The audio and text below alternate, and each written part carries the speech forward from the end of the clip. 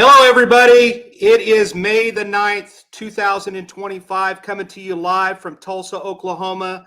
This is Into the Fire, the #1 true crime podcast or radio show on KGRA Digital Broadcasting.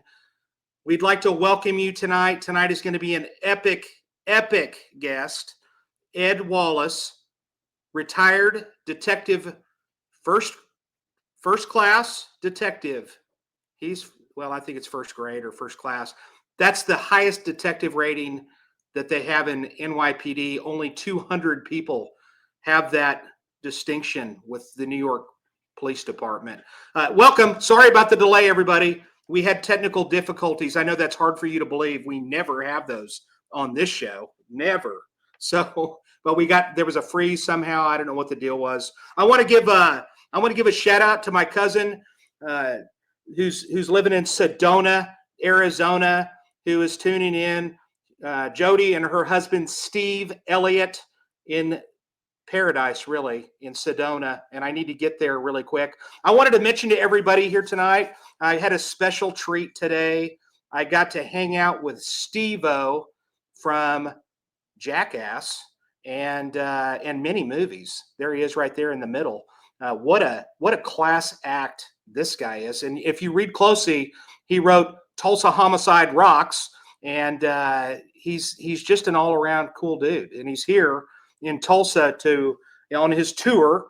And Amanda, who's behind the curtain, was telling me that she just watched him last week up in Nova Scotia. So he's traveled down here to Tulsa, and one of the things that he wanted to see is he wanted to meet us. He's a big fan of Tulsa Homicide, and he stopped by, and Steve's going to be coming over to my house tomorrow, and he's going to be hanging out, and we're going to tape a podcast.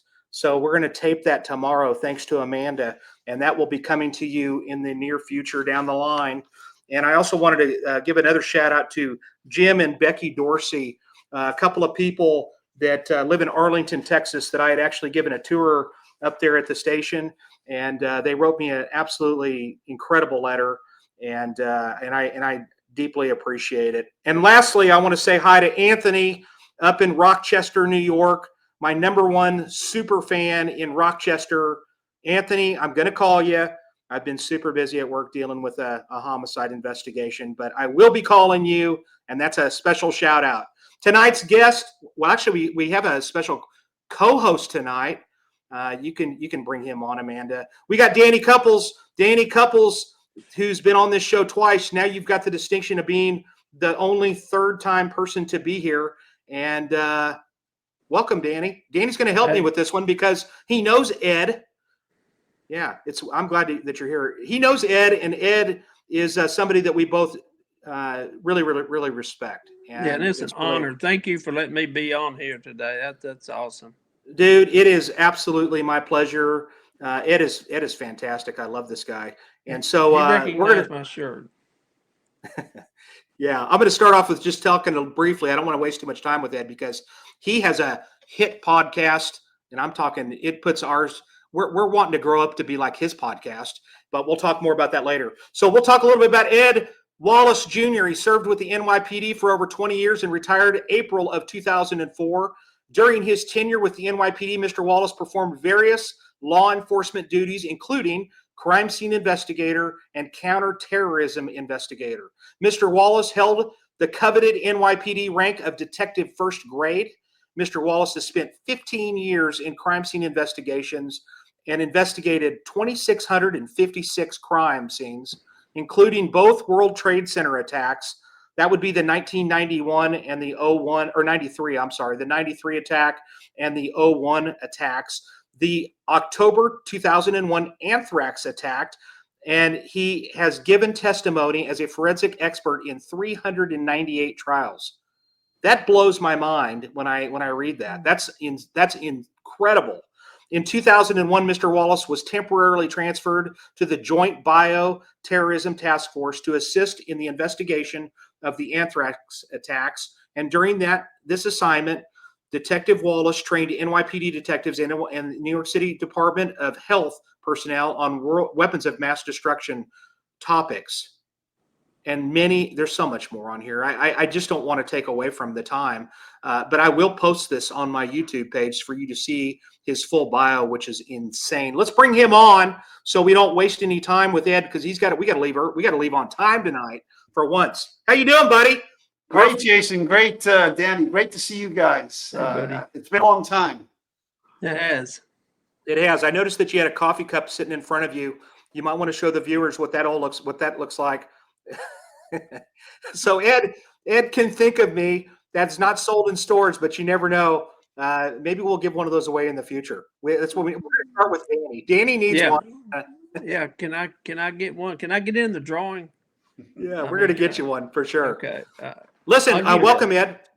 That's the first time that's ever happened where a student comes to my training and gives me a mug with their face on it. Yeah. Yes. That's one of the good ones too. That's one of the big ones. Yeah. Hey, listen. Now we met you. So we met you in New York City. Both Danny and I have attended all 3 of the trainings that happened in New York City at the medical examiner's forensic laboratory, and I say / the medical examiner's office because they're the ones that put it on. It was really incredible. Some of the best training ever. And both Danny and I were mentioning that we're a couple of the rare ones that actually went to all 3 of the trainings. And so Ed, tell us what got you interested in law enforcement to begin with, why the NYPD, and kind of your journey on the department. Okay. Well, first, I never really thought about it as a career, because after I went out, after I graduated high school, I went to Pratt Institute School of Architecture and Engineering. So I got my degree there, and I was, doing architecture for a short period of time, and I wasn't happy. I didn't feel fulfilled. Now, I grew up with a family of cops. Now, my grandfather started this off in 1920. After he came back from World War I, he joined the NYPD. And in fact, he's my mother's side of the family, and that's Italian heritage. And he became the first Italian American NYPD mounted police officer. And so he was riding around the city on a horse fighting crime. And so that was in 1920. He started it off. In fact, I have his original academy graduation certificate from 1920. And wow. Then my Uncle Harry and other relatives. So growing up as a kid, I always was surrounded by military and law enforcement family members. Okay. And then this just expanded from there. So then, cousins, me, my brother, we joined. I met my wife on the job. She's also another first grade detective. We were the first husband and wife first grade detectives in the history of the police department. She was a major case detective, so she did kidnappings and bank robberies and things like that, hijackings.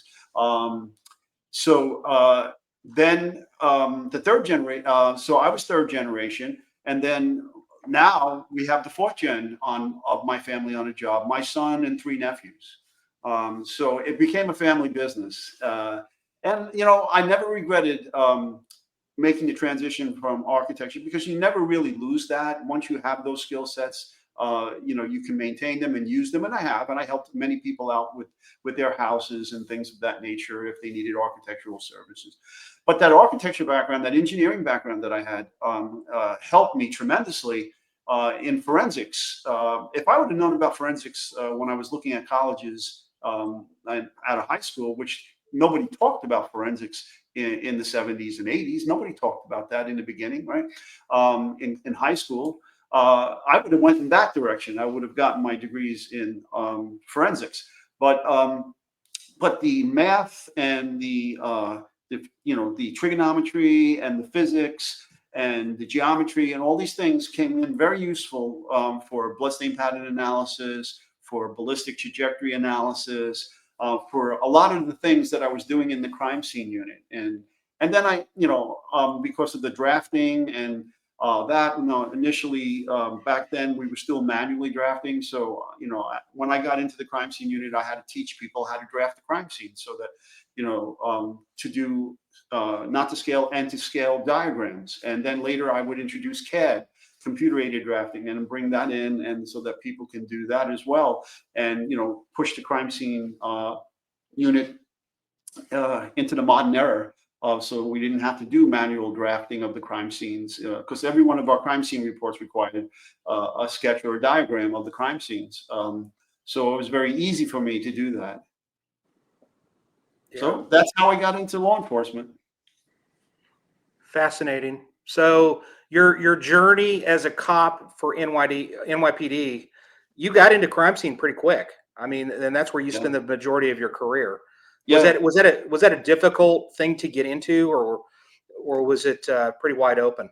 No, it was because I was the first. I came directly from patrol. And that never happens to get into crime scene. Because now, let me back it up and give you the history of the NYPD crime scene. The crime scene unit was formed in 1976. Prior to that, there was no crime scene unit. What they did is they would send somebody from the lab. They would send a photographer from the photo section. And if there was firearms and ballistics evidence, they would send somebody from the ballistics lab out to do the scenes.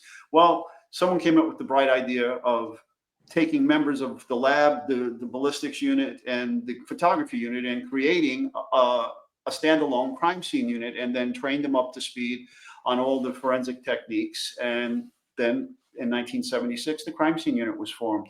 And at that time, when I entered in 1989. 89.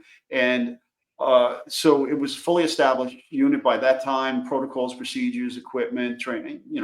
I had extensive training when I came through the door. It took months to go through the training process. And then you had a mentorship portion of the training where you did ride-alongs, and, you had to watch. And then slowly you transition to catching cases with a partner, usually a field training officer from the crime scene unit. And then you would catch cases, and the rest is history, as they say. But I fell in love with it. I fell in love with forensics. And so I just took it upon myself in many instances to go grab training and forensic training anywhere and on any topic that interests me that I thought could help me with my career and make me a better crime scene investigator. So I would travel the world, sometimes on my own dime and time.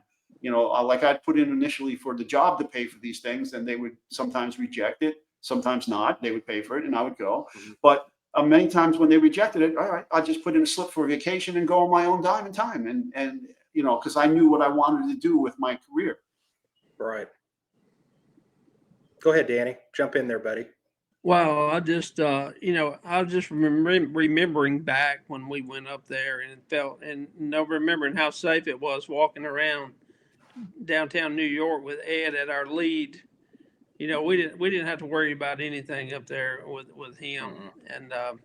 And one of the stories that I told it 3 times this week, just knowing that Ed's coming on, about the morning of 9/11, that morning, of how, you think there's things that are coincidence.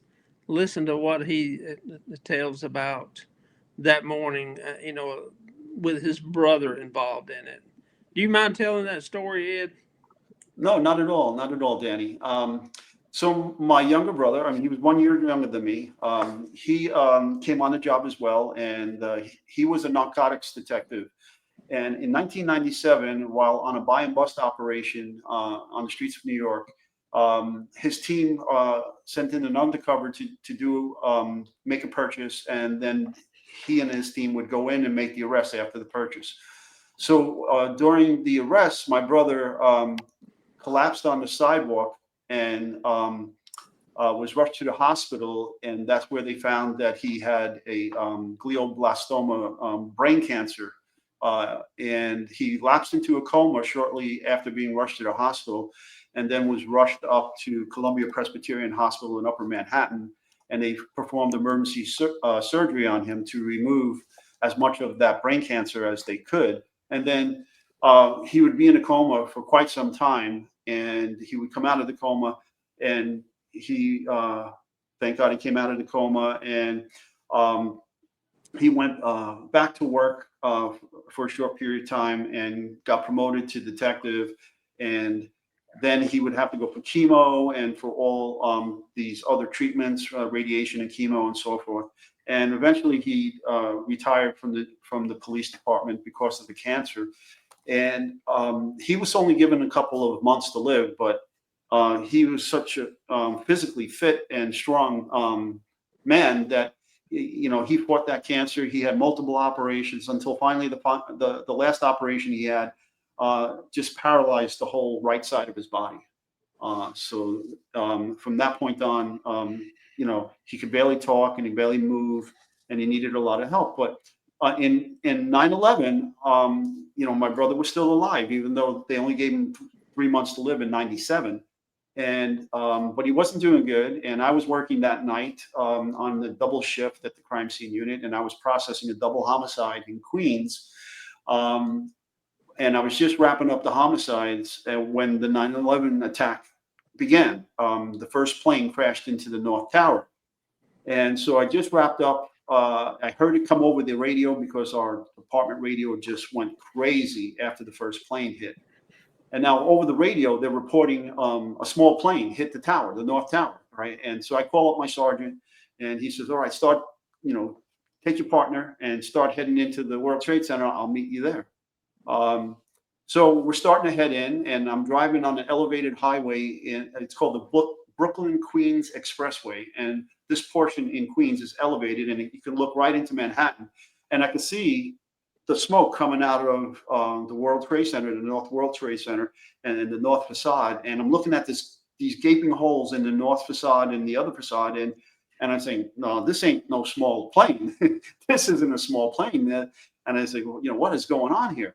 And then all of a sudden my phone rings, and my sergeant says, asking me where I am. And I said, give him my location. He goes, all right, pull over and stand by, wait for highway. And I said, what? I'm in a marked police vehicle with lights and sirens. I said, what do I need highway for? I got the lights and sirens on now, boss. He goes, you need to pull over and wait for highway. They need to take you home. I said, what do you mean home? What do I got to go home for? He goes, your brother passed away. We just got notified. So, so I pull over and get out of my, the highway comes over, and I jump in the car, and they take me home. They actually take me to my brother's, his house, where he's lying dead in his bed with my parents and my other siblings and his wife and his children. And he had 2 small children at the time. Now, we're all waiting there for the funeral director to come get him. Now, his wife worked at the Port Authority in the South World Trade Center tower on the 61st floor. And she was there in the 93 attack. And she had to be evacuated. And when she came out, her face was all full of soot from the smoke from the 93 attack. So she survived that attack. And because of what happened, she stayed home because her husband passed away, my brother. And then my wife, who's also a detective who worked at One Police Plaza, which is downtown right there by the Brooklyn Bridge, she would normally take, her route would be to go through the Brooklyn Battery Tunnel and come out right by the World Trade Center. So she didn't go to work that day because my brother died. Then later on, I would see a documentary where my partner that I had just left on the highway, he proceeded to go in to the tower to meet our sergeant. And that's when the South Tower got hit. And in the documentary, you can see my partner diving underneath the police vehicle as debris is falling down from the top. And so I'd like to think that my brother's death saved many lives that day, at least in my family, because who knows if I was there, if, my partner survived with some scratches, but who knows if I was there, if I would have survived, definitely his wife and my wife. And so I believe that's the hand of God showing itself to me. Yeah, I agree. And then what happened after, you remember I know you remember, but the botched stop of that terrorist attack on Brooklyn Bridge wasn't far long after that. Yeah. So what Danny's talking about, folks, is that a year later, it's September 10th, 2002, and I'm on a special assignment in a federal task force. They took members of the crime scene unit because all the crime scene investigators are hazmat techs as well. Now, we started that after the 1993 World Trade Center attack so that we can deal with crime scenes involving chemical, biological, and radiological weapons. Because we knew that, terrorists were using these things now. So anyhow, so they formed a special task force with the Feds, Department of Energy, and our public health lab, and the NYPD. and we were running around the city for a couple of weeks before the anniversary of the 1-year anniversary of 9/11. And we were testing the air. We were collecting air samples and testing the air at all of the venues that they were going to hold events at. And then we were on 12-hour shifts. So we had the day shift and the night shift. And I worked the night shift from 8 p.m. to 8 a.m. Okay. And so I was just finishing up my 12-hour shift, and I'm in my marked police cruiser, and I'm driving southbound on the FDR highway, which is on the east side of Manhattan, when a green Plymouth 1980s minivan with the broken left rear window, 2 occupants not wearing seatbelts, and the Indiana license plate just blows the doors off me on a highway as if my car didn't say police on the side of it. And I was like, what? Who does that, right? So I get behind him, and I run the license plates through our dispatcher, and the dispatcher tells me I should be looking at a 1992 two-door sedan Honda, blue in color. And I said, nope, I don't got that vehicle. So I light them up, turn on the lights and sirens, and I pull them over. Well, I go up to the driver, and I'm at the Brooklyn Bridge now. I'm on the ramp to the Brooklyn Bridge because they were trying to enter the Brooklyn Bridge to go to Brooklyn from Manhattan. So I pull them over in the zebra stripes, and I go up to the driver, and I ask him to explain the speeding, the broken window, the license plates not matching the vehicle. What is going on here? Now, there's nothing in the vehicle. It's empty except for this thermos, metal thermos in between the front seats. And the passenger won't look at me. He has his head buried into the passenger front door window. He won't look at me, won't make eye contact, okay? All I see is the back of his head while I'm talking to the driver. So the driver's talking gibberish. So I asked the driver, I said, enough. You can't answer my questions. I want your ID. I want his ID. I want all the paperwork for this vehicle. So they hand me a stack of papers, and I go back now to my cruiser, and I start running the names. At which point, my dispatcher says, "Are you a solo unit?" I said, "Yeah, I'm by myself." And then she screams over the radio. We're on a special division. We're called Citywide Special Ops Division, and that's our emergency service unit, which is what we call our SWAT team. And then highway unit and harbor and aviation, crime scene, bomb squad. We're all on that unit, mounted. So, and the K9. And so she screams out over the radio, "Do we have any ESU units available to back this detective up on the Brooklyn Bridge on this car stop? Any highway sergeants?" And, they chime in and they come racing down. And I'm like, we call our dispatcher Central. So I'm like, "Central, why do I need backup? What's going on?" She goes, no more radio transmission. Call me on my landline." So I call her on the landline, and she goes, "Your passenger is a known radical Islamic extremist terrorist wanted by the FBI." I said, "No shit." And he was wanted. They put a warrant in the FBI field office in Indianapolis. They've been looking for this guy. Apparently, what had happened was this guy and the other guy in the van rented a 30-foot yellow Ryder truck in Indianapolis, and they were under FBI surveillance because they've been bouncing back and forth between Dearborn, Michigan, and Indianapolis. And I don't know, because I wasn't read into it at the time. At that time, I didn't have any security clearance, so I couldn't be read into it. But anyhow, they were under surveillance. They rented this yellow truck from Ryder, and they were driving from Indianapolis to New York. And they managed to elude their FBI surveillance team. That's when they put the bolo out to be on the lookout and put the warrant in for the rest of the passenger. Okay, so I find them in New York the day before the 1-year anniversary of 9/11. I tell you, in my career, I had a lot of shit like this. People will call me the shit magnet. Okay, because Wow. I just stepped into this stuff all the time, So anyhow, the sergeant from Highway pulls up, and we pulled him out of the car. Felony car stop deal. Cuff him up, put him in the car, and take him back to the nearest precinct, which is the 5th precinct. And At which point I start gathering the information. Now, when I get the passenger's wallet, I pull out 5 driver's licenses, 2 from Indiana and 3 from Michigan, and the one of them from Michigan has a hazmat certification on a CDL, commercial driver's license with a hazmat cert. But all the pictures are the same. He's wearing the same clothing and headgear in all the pictures. Wow. Right? And I'm saying, well, something's not right with these IDs, and they're all valid, they're not expired, right?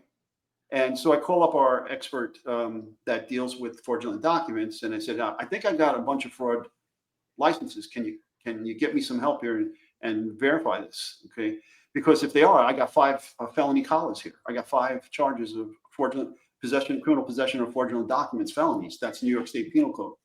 Right now, if you guys may or may not know this, but local and state law enforcement who are not sworn special deputy U.S. Marshals in a federal task force cannot enforce a federal warrant. We can only hold the individual for a reasonable period of time for the feds to come pick this person up if you don't have anything to arrest them on. Okay. Mm-hmm. But I do now. I have charges. I can hold them, right? So the FBI shows up at the precinct and comes up to me as I'm processing the arrests and said, hey, tap me on my shoulder and say, hey, great job, detective. We'll take it from here. And I look at him and I said, yeah, whatever. I said, yeah, you can have him when I'm done with him. And he goes, what do you mean? I said, I arrested him on New York State felony charges. When I'm done processing this arrest, then you can have him. Until then, have a seat, because it's going to take me a while to go through all this paperwork and arraign him, and I got to book him. So you have to wait until he gets his court-appointed lawyer and he goes through the arraignment process. I'm not. It goes, my warrant. It's our warrant. I said, first of all, it's not your warrant. It's the Indianapolis field office's warrant. And second of all, tough shit. I got another couple of hours of overtime vested in this. They just left a big yellow truck. I mean, hello. Yeah, and guess what? The police officers in the Bronx end up finding that truck parked on the street illegally, and so they, the big full-blown response to that thing, and our ESU, our bomb squad, they all go up there. The truck is empty. Okay. All right, but the truck is empty. But later on, I find out that they were involved in surveillance for attack in New York City. So where are they at now? Do you know? The feds have them. Oh, good. Mm-hmm. We also Ed was not only involved. First of all, how long did you search down at 9/11 the site? And you've got permanent issues from that. Yeah, of course. Yeah. So I started after I buried my brother. So my brother died on 9/11. We waked him on the 12th of September. We buried him on the 13th of September. Now you got to remember now what happened to our air travel and everything. Everything got grounded. All right. So like I have family all over the nation, and they couldn't come in for his funeral. All right. So only the local family was managed to get there for the funeral. And so right after the funeral, I went back to work, and because we were put on 12-hour shifts. So my wife and I both being on the job with 2 young kids in grammar school. So she took the 12-hour day shift. I took the 12-hour night shift, and we were handing the kids off like ships passing in the night. Now, thank God she didn't have to work the sites. She stayed in the World Trade Center, which is south of Canal Street, in the contamination zone, but she was working in headquarters, doing other things. And then she volunteered, and she did some time at the Staten Island landfill. So I worked at the Ground Zero, I worked at the Staten Island landfill, and I worked at the morgue from September until the October Anthrax attack, at which time myself, my sergeant, and another member of the crime scene unit were pulled out of the crime scene unit and put in temporary assignment to the Bio-Terrorism Task Force to help with that investigation. And then we worked that investigation, did some training also to train the law enforcement personnel that were going to be responsible for collecting the white powders and the laboratory, the public health lab. We had to train them up on forensic intake procedures, chain of custody, and things of that nature for all these samples that were going to them for analysis. And I did that until January of 2002. And then I went back to work at the Ground Zero, the morgue, and Staten Island until May of 2002, when the investigation was declared over, and all those operations from the emergency services had stopped in May 2002, and we had a closing ceremony at the pit, as we called it. Do they still have remains from 9/11 at the medical examiner's office? I remember when we were there, they had like that tent structure that was next door to Bellevue Mental Health Hospital that was abandoned, basically. So Yes. did they still do that kind of the same way that they did before? They still have the remains at the MD's office, and then once they're identified, then they have a choice? Yes, well, just a little over half of the victims from the World Trade Center attack have been identified through dental and DNA records. Okay. We still have over 30,000 body parts that have not yielded a genetic profile for DNA analysis and identification. And a special laboratory has been built at the World Trade Center Museum in the footprint of the tower, where the only people that have access to that laboratory are the New York City Medical Examiner's Office anthropology team and DNA team, and the family members of those that have perished and have not been identified. Okay, so I mean, with they can go down. The family members can make arrangements and go down there. There's a special sitting area where these remains are all in storage down there, and they can go there and have some peaceful time in that area with hopefully where some of their remains. And every time new DNA processes come out to extract genetic materials with the hopes of getting a profile, the team will run down there, and after those techniques have been validated, process those remains to see if they can get an ID. And in many cases, what ends up happening is a lot of the remains that are down there, a few of them will give a profile, and it turns out that many of the profiles are of people that were already identified, and their loved ones had funeral services and had been given back the initial remains that were identified. And so then they have an option, like we gave them an option. They sign a paper saying, look, if you identify any more remains, we don't want it, or we want it. And so that will tell us how to handle it. And so when you go down to the World Trade Center museum, if you ever go down there, you will see a door that unauthorized personnel can't go in, but it'll actually say on it what it is. Now, I think we were the first civilians that went through that when it opened. I remember. You took us on the tour. I remember it was the second day that it was actually open. Period. That's what it was. It was the second day ever, and Ed took us down there and guided us through this, which no better person to give us this tour, and it was very, very moving. If you haven't had an opportunity to attend that museum, it's incredibly well done. I think with the complete class. I mean, they spared no expense on this thing, and it is absolutely breathtaking. And so you should go. So, folks, if you don't know, how I met Jason and how I met Danny is in 2008. We won a grant, a $1 million grant from the National Institute of Justice for training death investigators across the nation. And I was appointed its director of the program, the Forensic Science Training Program. That's the shirt that Danny's wearing. And we developed 3 40-hour courses: a basic death investigation course, an advanced death investigation course, and a 40-hour basic bloodstain pattern analysis course.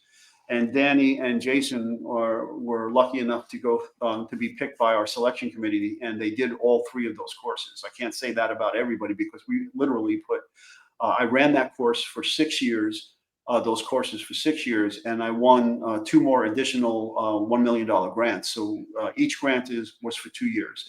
And so I did that from 2008 to 2014. So we would have, these Danny and Jason had to apply, to go before the committee. They got selected, and the grant paid for their flights into New York City, their hotel, their transportation, and their training, their food. And then at the end of the training, we send them home. And so on the day one, I would take the whole class on a tour down to ground zero. And, it would be walking, jump on the subway, come up onto the ground and go to the World Trade Center, do that tour. Then I'd walk them over to the ferry, and we'd jump on the Staten Island ferry, and we'd go to Staten Island, and we'd take a train to my favorite pizzeria. Yeah, Goodfellas. Yes. That's right. And I I would the owner of the Goodfellas Pizzeria, which is a world famous pizzeria in Staten Island, that does wood-fired brick oven pizza, Napolitan style, the original margarita. And they compete internationally in the international pizza contest and have won many awards for their pizzas.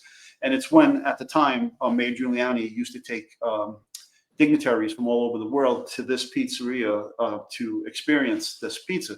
So the owner of the pizzeria, Scott, his father was a lieutenant, his brother was a sergeant in the NYPD. And so I knew Scott, and I made arrangements with Scott to host my classes there every time I threw a class. And we would have hundreds of people there, depending on which class I was teaching, right? Like if it was the basic, there was more people in the basic course than the advanced. And then obviously there was more people in the advanced than the bloodstain course. But any event, every class I taught, I always brought the students to that pizzeria for a good night of food and drink. Yeah, it's one of the best places ever, and it's on Dongle Hills. Isn't that what's the name of it? Dongle Hills, right? It used to be Dungan Hills, but they recently moved from Dungan Hills, and I'm so happy they moved because they're closer to my house now. They're literally in walking distance of my house. Oh no. And so I go visit Scott all the time and eat pizza there. And my father, who 5 years ago, he moved back to New York City from Florida with my mom. They're in their 90s now, and so we wanted them close to home for support, in their upper years. And he lives literally maybe 200 feet away from the pizzeria. Yeah, if you're ever in New York City, ladies and gentlemen, the best attraction. If you ever go to New York City, the best attraction happens to be free, and that's the Staten Island Ferry, as far as I'm concerned. Yeah. And then go over there and check out Goodfellas. It's the best pizza ever. And I also remember that Italian joint that you recommended in Little Italy.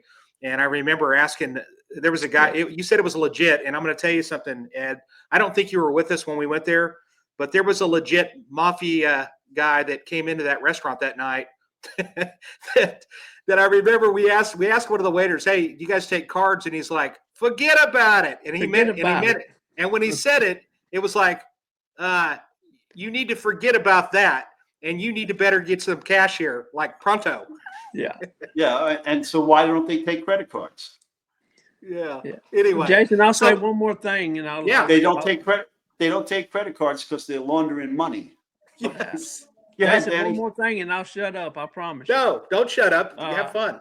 I always thought that enough was done for Ed. Now, I'm not patting myself on the back, but I'll tell you a little.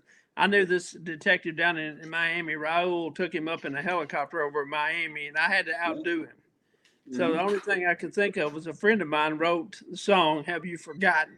That's right. So I called him up, and I said, "Hey, can you call a friend of mine in New York?" And I told him the story, and I said, just tell him thank you for everything that you sacrificed.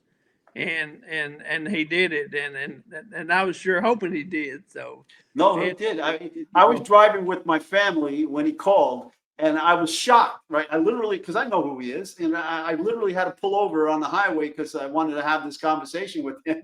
And I was shocked, Danny. Thank you so much for that. Yeah. And so, folks, what you may not know is, many of us got sick after working there at Ground Zero because the United States Environmental Protection Agency said the air was safe, and it wasn't. And there are more of us emergency responders dead from the diseases we contracted from working there than died the day of the attack. Even though the day of the attack, we had some horrific numbers in the fire department, police departments, and so forth. But there are more of us now dead as of last year, December.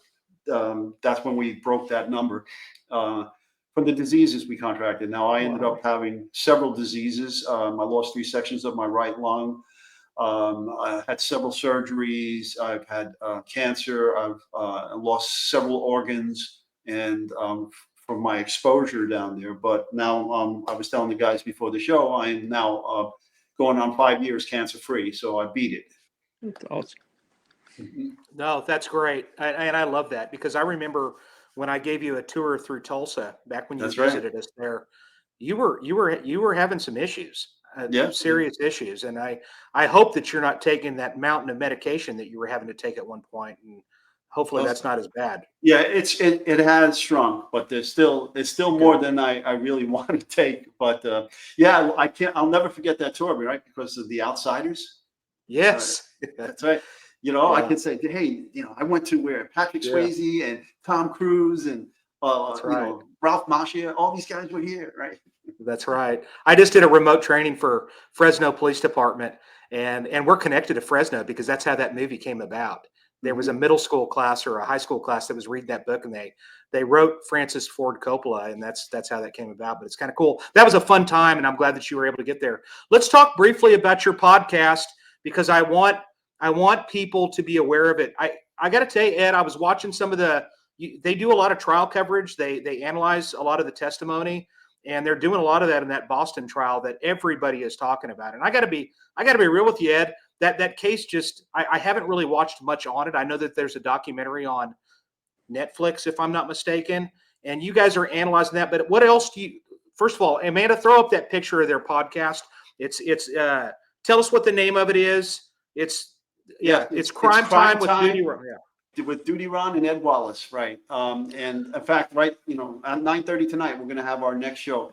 So what we do is we give our, as 2 retired NYPD detectives, we give our perspective on high-profile cases throughout the nation. So we're following all these different cases, like the Lori Vallow case, the Brian Kohlberger case out in Idaho, and all these different I started with this when Ron asked a mutual friend of ours, hey, because Ron started the podcast by himself initially, and he said, hey, I need a forensics guy to talk about this case out of Florida where co-ed went down there for spring break and ended up getting killed by these 2 drug dealers who she overdosed on their drugs, and then they sexually assaulted her and stole her pocketbook money, ATM card, and they would get arrested and charged and convicted with her death. And so he wanted a crime scene guy, and then I came on, and then he asked me to come back again as a guest, and then the next thing you know, he's asking me to be his co-host. And so amongst all the other things I'm doing, running around the nation, training people and for Homeland Security and Louisiana State University. And I'm doing that as well.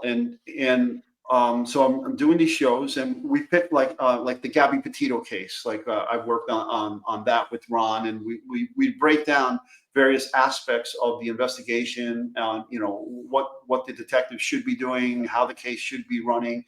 And then when cases go to trial, we then monitor the trials and take notes and do shows on the court coverage. So right now, the big case that I've been following and doing a lot of podcasts on is the Karen Reed case out of Massachusetts. Yeah, and go ahead, Danny. No, I was just going to mention I knew he had worked some high-profile cases, and I was hoping he would get a chance. I know we're running short of time in New York. I was hoping to get a moment to speak on one of them. I know we talked about the hand grenade case, but I know you probably got a better one. Well, I've worked on a lot of high-profile cases in New York. I mean, I have literally a loose leaf binders full of newspaper clippings of my cases, and I had the Puff Daddy J-Lo Club New York shooting, Okay, I did the work there in the shooting reconstruction and the crime scene work, and testified in the, Puff Daddy's case. And as you know, Puff Daddy is in a federal prison in Brooklyn right now, awaiting trial as they were going through jury selections for his upcoming case. Then, I had a millionaire murdered by a mother and son con artist team that were running around the United States and even international in the Bahamas and so forth, killing people for their real estate, and then milking the real estate with, refinancing, arson fires, and making insurance claims. And they were doing this all over the country. They would target individuals. Normally their targets were rich people that had no living heirs, and then they would go in and frauds the deeds and transfer the property into their names, and then take out these mortgages and take out insurance policies, and then burn the place to the ground and collect all this stuff. And they murdered a Bahamian banker that got caught up in their scheme. He figured out what they were doing, and he reported them to law enforcement, and they murdered him and threw his body off a cliff in the Bahamas into the ocean. Then they targeted this woman in New York. Her name was Miss Irene Silverman, and she was a former ballerina, very rich. She owned a mansion in Manhattan. She had no living heirs. She took her mansion and she subdivided many of the rooms in there, and she would rent them out as apartments. And so this con artist team sent the son in under an assumed identity, and he was living there conducting surveillance on Miss Silverman until one 4th of July weekend. They jumped her, killed her, wrapped her body in a plastic shower curtain, stuffed her in the back trunk of their Lincoln Town car, and drove her into New Jersey and buried her by a construction site. We never did find her body. Now, they were arrested that weekend for unrelated charge of fraud for the purchase of that town car from a dealership in Utah. A check that they gave the guy for the car bounced, and he reported them, and a federal task force ended up picking them up.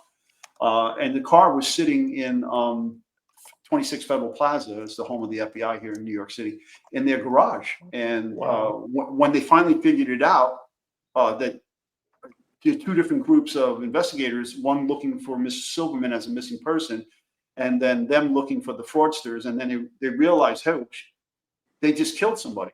And so we got a warrant, and I had to process their Lincoln Town car in the garage on a hot July summer here.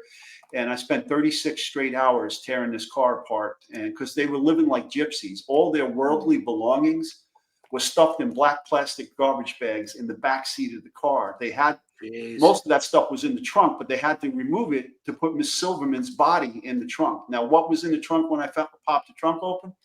A huge duffel bag, big enough to put a body in. And Miss Silverman was a small person. If she was 5'1", that was it. Okay. Wow.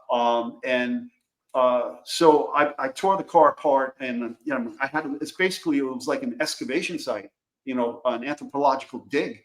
I would have to get new clean towels and put them, not towels, but tarps, and put them down on the floor of the garage, and then pull one bag out, slide that over, document photographs, and pull the next bag out, put it on another clean tarp, and put that off to the side. Then I'd have to open each of these individual bags and go through all these belongings.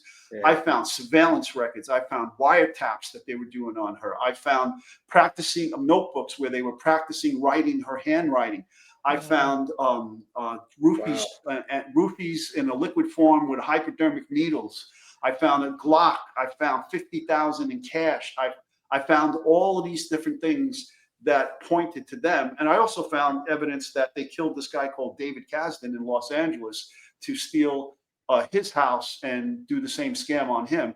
Unbeknownst to me, David Kasdan was already killed by them and dumped in a dumpster by LAX, and LAPD had opened a case on that, not knowing it was these people here. Okay. Yeah.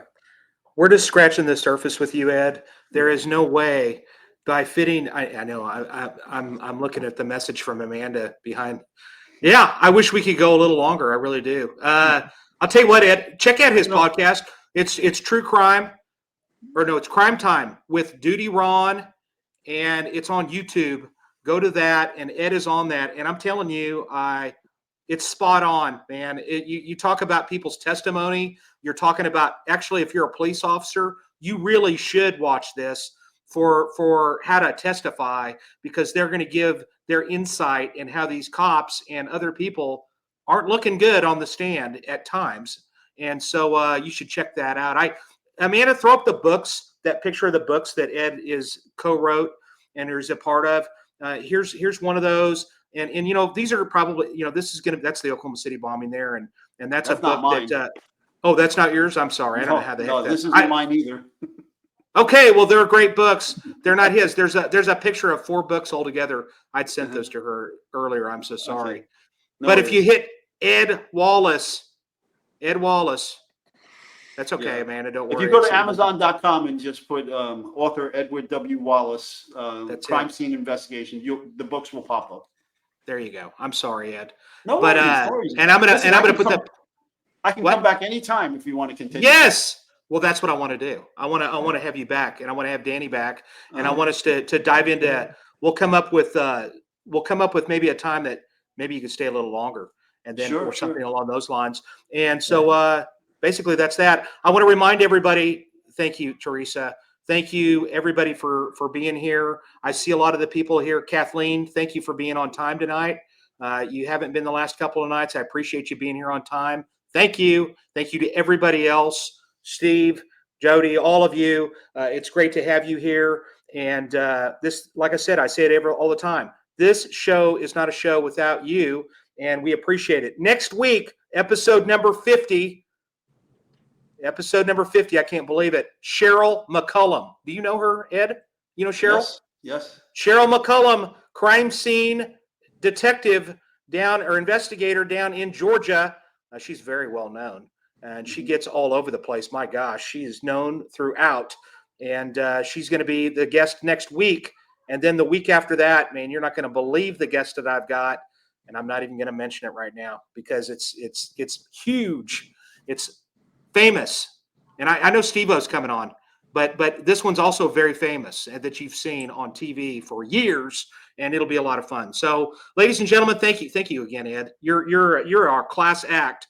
And as far as I'm going to get off of here so you can get on to your other show. But I'm going to tell you right now, I have mad respect for people like you, for Scott Wagner, retired Manhattan North detective. I've got, the NYPD. You guys are something special, and you hold a special place with me. Very, very class act officers and detectives that work there. So thanks for being here, buddy. I appreciate it. It was great seeing you, Jason, and you, Danny. Please take care of yourselves, all right? And remember, as I say on my show, stay safe, stay prepared, and watch your six. Thank you. Danny, you got anything else? Hey, just say it's just an honor to know you, Ed, and to have known you and Jason as well. And again, thank you for telling that story. I know you didn't have to, and I know it's got to be hard talking about it, but it's such great to see you. I just appreciate it. Yep. Thank you, Danny. Love you guys. You too, buddy. All right. Take us out, Amanda.